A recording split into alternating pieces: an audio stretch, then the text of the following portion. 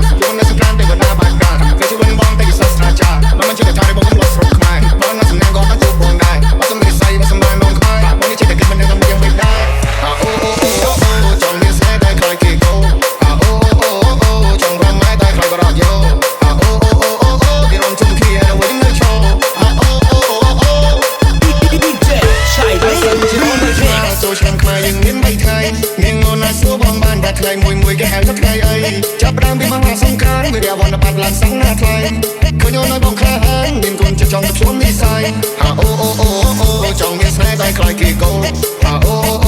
អូចង់ប្រាំម៉ែតែខ្លាយក៏រកយោគេរំជុំគ្នានៅវិញនៅឈរ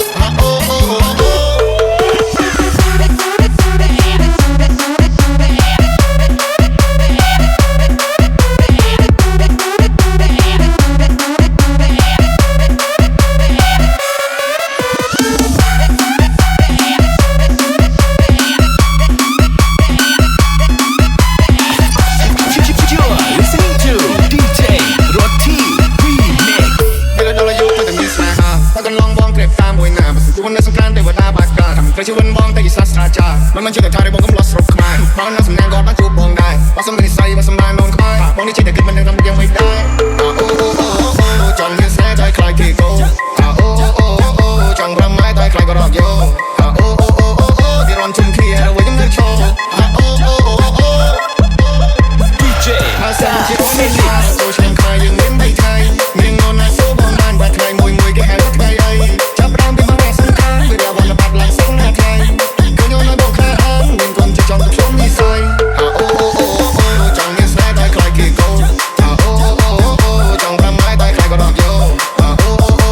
គេរំជុំគ្នានៅវិញនៅឈរនេះជាបទថ្មីរបស់បងរទ្ធីក្មេងតូចគួរឲ្យស្រឡាញ់